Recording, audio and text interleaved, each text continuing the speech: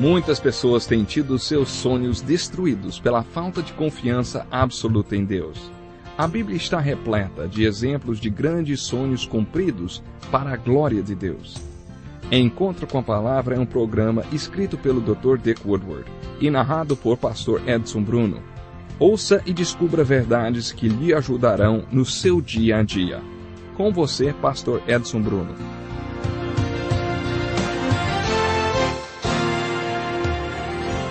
Seja bem-vindo a mais um estudo do Evangelho de João, versículo por versículo e capítulo por capítulo. Acomode-se e acompanhe este estudo comigo. Abra sua Bíblia no primeiro capítulo do Evangelho de João. E enquanto você faz isto, deixe-me fazer uma pergunta. Você já reparou nos versículos 24 a 27 e 44 a 47 do capítulo 24 do Evangelho de Lucas? Sabe o que percebemos ali? Àquela altura, os apóstolos já estavam com Jesus havia 3 anos e ainda não tinham compreendido as Escrituras até que Jesus disse algo que lhes abriu o entendimento. Jesus mostrou que tudo que foi escrito na lei de Moisés, nos profetas e nos salmos, se refere a ele.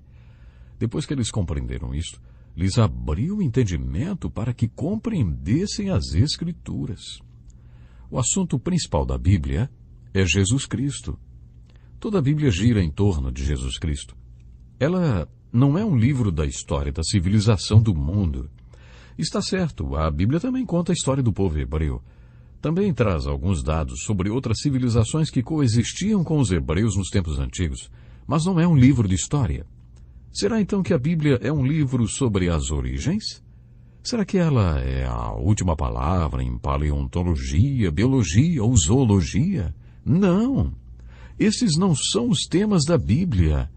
Há 1189 capítulos na Bíblia e apenas 1,5 capítulo destina-se ao relato da criação. Portanto, a Bíblia não é um livro sobre a criação. A Bíblia fala um pouco sobre a criação no livro de Gênesis e depois a menciona no Evangelho de João. Creio que Deus mencionou a criação por causa do novo nascimento, por causa do nascer de novo mencionado por João, que é, na verdade, uma nova criação. Quando os apóstolos comentam sobre o novo nascimento, sempre usam a palavra criação para descrevê-la. Quando Davi percebeu que precisava nascer de novo, orou no Salmo 51 assim, cria em mim, ó Deus, um coração puro, e renova dentro de mim um espírito reto. Davi havia caído em pecado e estava dizendo para Deus, eu sei que pode acontecer outra vez se o Senhor não criar em mim algo que eu não tinha quando nasci fisicamente. A resposta à oração de Davi é o novo nascimento. Deus quer que saibamos quem é que faz esse ato de criação, como Davi percebeu que precisava disso em sua vida. Temos de ir a Deus para isso. É por isso que a Bíblia, no livro de Gênesis, fala sobre a criação e depois a menciona brevemente no Evangelho de João. O principal tema da Bíblia não é a criação, nem história, nem civilização. A Bíblia tem como objetivo falar sobre o Salvador através do qual veio a salvação. A Bíblia é um livro sobre a redenção e apresenta o contexto histórico no qual a redenção e o Redentor vieram. Esse é o assunto principal da Bíblia. E foi por isso que quando Filipe encontrou Natanael, ele disse assim, achamos aquele sobre quem Moisés escreveu na lei, e a respeito de quem os profetas também escreveram. No Velho Testamento, as Escrituras eram mencionadas como a lei e os profetas. Encontramos na lei de Moisés e nos profetas inúmeras descrições de Jesus, principalmente que ele é o Cordeiro de Deus que tira o pecado do mundo. Todos aqueles sacrifícios que o povo de Deus foi ensinado a fazer eram uma figura do Cordeiro de Deus que um dia viria. Aqueles religiosos, devotos e sinceros que conheciam a lei sabiam disto. Filipe, o negociador de cavalos, também sabia.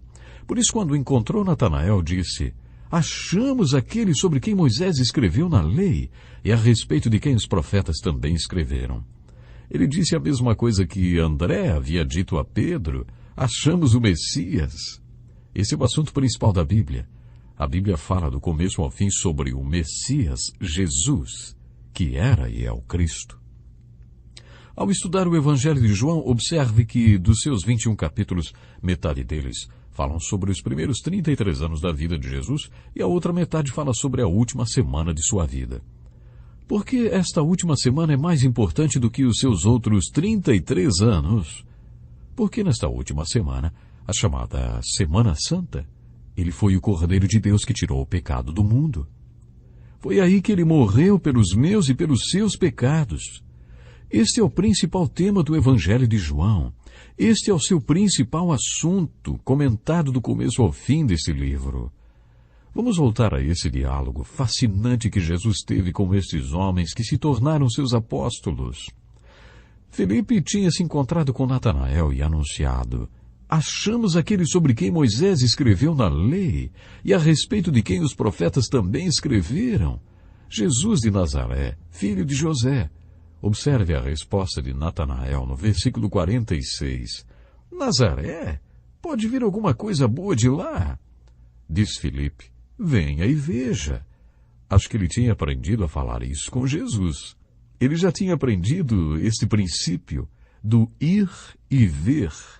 Este venha e veja deve ser o que eles chamam de conceito transferível. Foi assim que Jesus começou seu relacionamento com os apóstolos. Venham e verão. Eles já tinham pegado o espírito da coisa. Natanael disse: Nazaré, pode vir alguma coisa boa de lá?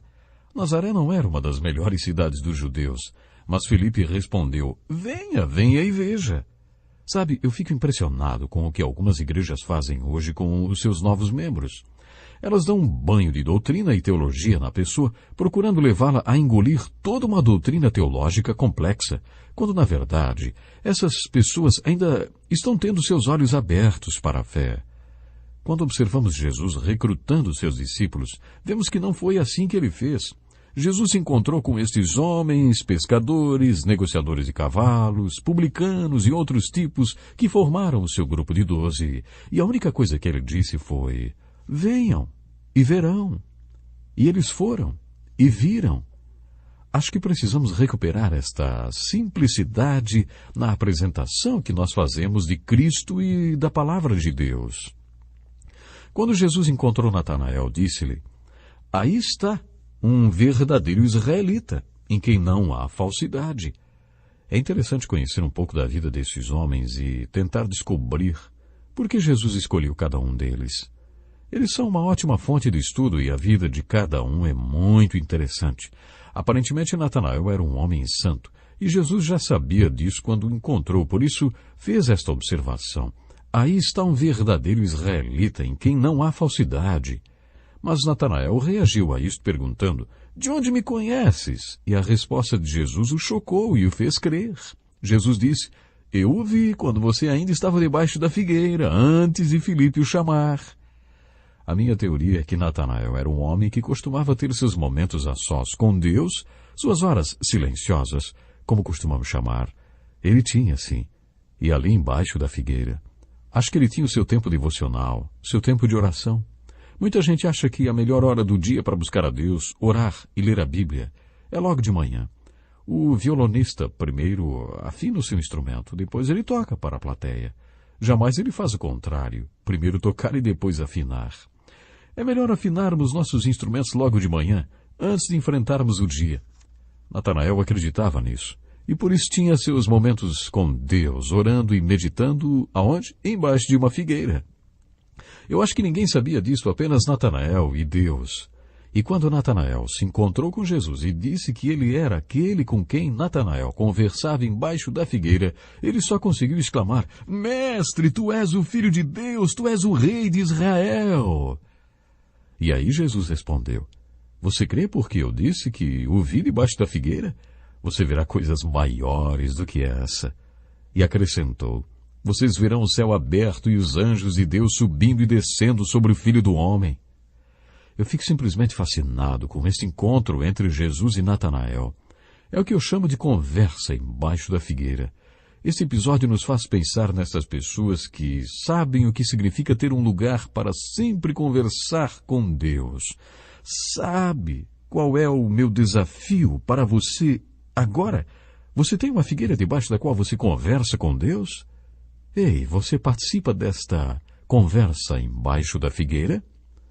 Anos atrás desafiei alguns homens com este estudo, e um deles me deu de presente uma figueira artificial para eu colocar na minha sala, e literalmente ter minha conversa com Deus debaixo de uma figueira, mesmo que fosse artificial. Na verdade, não precisamos de tanto assim, né? Bom, mas o verdadeiro desafio é: você se encontra com Deus? Será que você arranja um tempo e um lugar para se encontrar com Ele e conversar?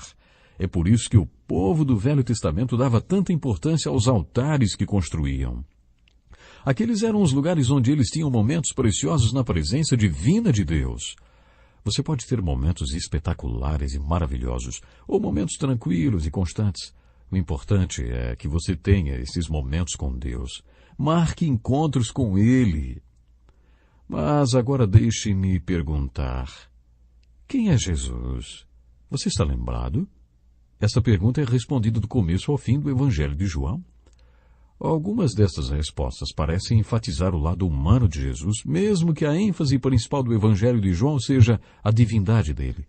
Quando Filipe encontrou Natanael, disse: achamos aquele sobre quem Moisés escreveu na lei e a respeito de quem os profetas também escreveram. Jesus de Nazaré, filho de José, achamos. Logo em seguida, Natanael disse a Jesus: Mestre, tu és o Filho de Deus, tu és o Rei de Israel.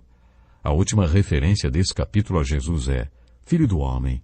Também vimos que Jesus foi mencionado como filho de José, Jesus de Nazaré, filho de José. Além de vermos enfocado o lado humano de Cristo, também vemos a ênfase que lhe é dada como Messias, o Cristo, aquele de quem Moisés e os profetas escreveram. Você percebe como a pergunta quem é Jesus é constantemente respondida neste Evangelho? O que é fé? Para esta pergunta temos uma resposta bem prática e objetiva. Venham e verão. A última pergunta é: o que a fé é? Quando alguém realmente passa a crer em Cristo, a primeira coisa que ela quer fazer é contar a novidade para alguém. Esta pessoa descobriu o mistério da vida, o grande segredo da vida. E a primeira coisa em que pensa é reparti-lo com as pessoas a quem ama. André contou para Pedro e Filipe contou para Natanael. Essas pessoas pensaram em quem amavam e com quem poderiam dividir aquela notícia tão boa. E por último, o que é vida? Quando Jesus encontrou Simão, disse: você é Simão, filho de João, será chamado Cefas, que traduzido é Pedro. Você é instável, mas agora vai ser estável. Jesus disse a Natanael: você verá coisas maiores do que estas. Este é Jesus. Ficamos por aqui hoje. Até o próximo programa.